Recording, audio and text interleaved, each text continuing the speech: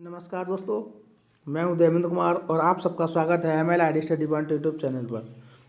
तो दोस्तों, आज मैं आपके सामने DLED प्रथम सेमेस्टर के हिंदी के पार्ट 2 को लेकर के आया हूं, जिसमें बहुविकल्पीय प्रश्न देखेंगे।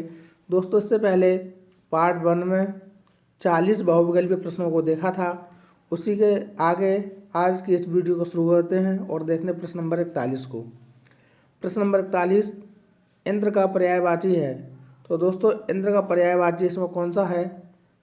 महेश भगवान शिव का पर्यायवाची होता है और पुरंदर इंद्र का पर्यायवाची होता है। तो इसका सही जवाब हो जाएगा दोस्तों पुरंदर। तरंग का पर्यायवाची है। तो दोस्तों, तरंग का जो पर्यायवाची होगा वो क्या होगा? ऊर्मी। क्या हो जाएगा? ऊर्मी। काया शरीर का पर्यायवाची होता है। अगला प्रश्न 43 नंबर, दास का पर्यायवाची है। तो दोस्तों, दास का जो पर्यायवाची होगा वो होगा सेवक। अगला प्रश्न, विभावरी का पर्यायवाची क्या है? तो दोस्तों, विभावरी कहते हैं रात को। रात को मतलब छड़दा। किसे? छड़दा। चंद्रिका कहते हैं चंद्रमा को। अगला प्रश्न 45 नंबर, निम्न में कौन सा एक अग्नि का पर्यायवाची नहीं है? वैश्वानर, पावक, अनिल, कृषाणु। तो दोस्तों, अनिल जो होता है वो हवा का पर्यायवाची होता है। अनिल जो होता है वो अग्नि का पर्यायवाची है, लेकिन अनिल हवा का पर्यायवाची होता है। अगला प्रश्न 46 नंबर, कतिपय का समानार्थी कौन सा है? तो दोस्तों, कतिपय का मतलब होता है कि कुछ। कतिपय का मतलब होता है कुछ। अर्धविराम होता है। अर्धविराम किसका द्योतक होता है? विस्मय का द्योतक होता है, प्रश्न का द्योतक होता है, पूर्ण विराम से कम या अवतरण का द्योतक। तो दोस्तों, अर्धविराम जो होता है वो पूर्ण विराम से थोड़ा सा कम होता है। अगला प्रश्न, विराम का शाब्दिक अर्थ क्या होता है? विराम का शाब्दिक अर्थ होता है थकान, व्यायाम, आराम या ठहराव। तो इसका सही जवाब हो जाएगा ठहराव। अगला प्रश्न 49 नंबर, पूर्ण विराम से क्या अभिप्राय है? बीच में रुकना, पूरी तरह रुकना। तो दोस्तों, पूर्ण विराम से मतलब है पूरी तरह से रुकना। अगला प्रश्न, लघु का विलोम क्या हो जाएगा? तो दोस्तों, लघु का विलोम हो जाएगा गुरु। छोटा का बड़ा, हल्का का भारी। अगला प्रश्न 51 नंबर, पर्वत का समानार्थी कौन सा है? तो दोस्तों, पर्वत का समानार्थी कूट। कूट पर्वत को भी कहते हैं। अगला प्रश्न 52 नंबर, निम्न में से कौन सा एक शब्द आकाश का पर्यायवाची नहीं है? पुष्कर, देव, श्रांति, व्योम। तो दोस्तों, जो श्रांति है ये आकाश का पर्यायवाची नहीं है। नूतन का विलोम, दोस्तों नूतन का विलोम पुरातन हो जाएगा। अगला प्रश्न 54 नंबर, या वर्ण है या कैसा वर्ण है? तो दोस्तों, या, रा, ला, वा ये अंत्यस्थ वर्ण होते हैं। अगला प्रश्न 55 नंबर, भाषा शिक्षण के अंतर्गत सुलेख से क्या तात्पर्य है? तो दोस्तों, भाषा शिक्षण के अंतर्गत सुलेख से तात्पर्य है कि सुंदर लेख करना। सुंदर लेख, सु माने सुंदर और लेख में लिखना। अगला प्रश्न, जी हाँ वर्ण किन वर्णों के सहयोग से बना है? तो दोस्तों, ये जा और या वर्ण के सहयोग से बना है। अशुद्ध वर्तनी वाले शब्द का चयन कीजिए। अति उत्तम, अभ्युदय, अत्याधिक, अन्वय। तो दोस्तों, इसका जो शुद्ध वर्तनी होगा अति उत्तम। क्या होगा? अति उत्तम। अगला प्रश्न 58 नंबर, जल शब्द में समाहित स्वर वर्ण है। तो दोस्तों, जल शब्द में जो समाहित है वो आ है। जैसे जा को हलंत करेंगे, फिर आ करेंगे, फिर ला को हलंत करेंगे, फिर आ करेंगे। तो कौन से स्वर इसमें समाहित है? आ स्वर समाहित है। अगला प्रश्न 59 नंबर, कलम पकड़ने की सही विधि कौन सी है? पहली और दूसरी उंगली के बीच में कलम पकड़ना, पहली उंगली और अंगूठे के सहारे कलम पकड़ना, पहली और दूसरी उंगली के बीच में कलम रखकर अंगूठे से पकड़ना। तो दोस्तों, इसका सही तरीका हो जाएगा विकल्प नंबर सी। किन वर्णों को अर्धस्वर कहते हैं? तो दोस्तों, या और वा को अर्धस्वर कहते हैं। या और वा को अर्धस्वर कहते हैं।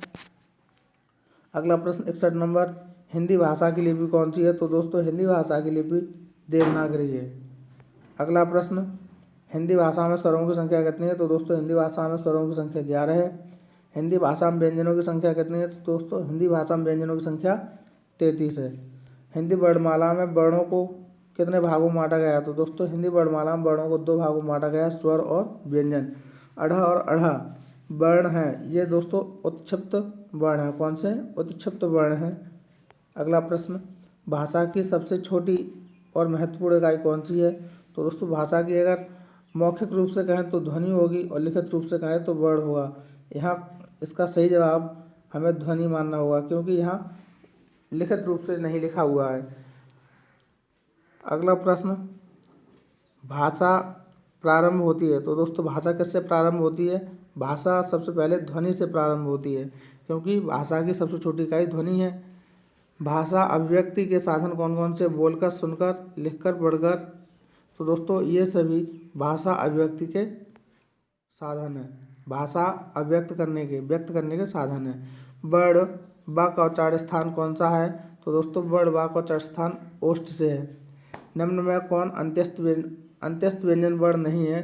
तो या, रा, ला हुआ ये अंत्यस्थ है, लेकिन मा दोस्तों ये है अंत्यस्थ नहीं है, ये वर्गीय व्यंजन है। अगला प्रश्न, वर्णमाला में किसे स्पर्श संघर्षी भी कहा जाता है? तो दोस्तों जो चा वर्ग होता है, चा, छा, जा, झा, ञ, इन्हें स्पर्श संघर्षी भी कहा जाता है। अगला प्रश्न 72 नंबर, निम्न में से किस शब्द में शुद्ध मात्रा प्रयुक्त हुई है? रेणु, रेण, रेण, रेणु। तो दोस्तों इसमें शुद्ध मात्रा रेणु में प्रयुक्त हुई है। किसमें? रेणु में। अगला प्रश्न, निम्न में से कौन सा युग्म कंठ तालव्य है? तो दोस्तों कंठ और तालव्य अगर बात करें तो ये कंठ और तालव्य से है, क्योंकि ये जो होता है आ और ई से मिलकर के बनता है। आ कंठ हो गया, ई तालव्य हो गया और ये बन गया ए, तो ये कंठ तालव्य हो गया। अगला प्रश्न 74 नंबर, औ का उच्चार स्थान क्या है? तो दोस्तों औ आ और ओ से मिलकर के बनता है, आ और ऊ से मिलकर के बनता है। तो दोस्तों कंठ और ओष्ठ, तो इसका क्या हो जाएगा? कंठोष्ठ। क्या हो जाएगा? कंठोष्ठ। सही जवाब हो जाएगा विकल्प नंबर ए। अगला प्रश्न, निम्न में से कौन स्पर्श संघर्षी है? तो दोस्तों जो चा वर्ग है वो स्पर्श संघर्षी होगा। अगला प्रश्न, वा का उच्चार स्थान हो जाएगा। तो दोस्तों वा का उच्चार स्थान दंत्योष्ठ हो जाएगा। अगला प्रश्न, फा का उच्चार स्थान क्या हो जाएगा? तो दोस्तों फा का उच्चार स्थान ओष्ठ से हो जाएगा, पा वर्ग में आता है। अगला प्रश्न, निम्न में कौन ऊष्म व्यंजन नहीं है? ऊष्म व्यंजन कौन नहीं है? सा, श, सा और दोस्तों हा होता है, लेकिन इसमें रा ऊष्म व्यंजन नहीं है। अगला प्रश्न, निम्न में से कौन सा सही है? ढ, ढा को वर्णमाला में स्थान प्राप्त है। पहला तथा तीसरा वर्ण महाप्राण होते हैं दोस्तों, दूसरा और चौथा महाप्राण होते हैं। चा, छा, जा, झा स्पर्श संघर्ष है, तो दोस्तों इसका सी बिल्कुल सही जवाब हो जाएगा। प्रश्न नंबर 80, निम्नलिखित में से कौन सही शब्द है? कौन सही शब्द है? परीक्षा, परीक्षा, परीक्षा, परीक्षा। तो दोस्तों इसका सही जवाब हो जाएगा विकल्प नंबर बी। दोस्तों आज की वीडियो में इतना ही। अगर वीडियो अच्छी लगे तो लाइक और शेयर करें। अगर चैनल पर नए हैं तो चैनल को सब्सक्राइब करें। धन्यवाद।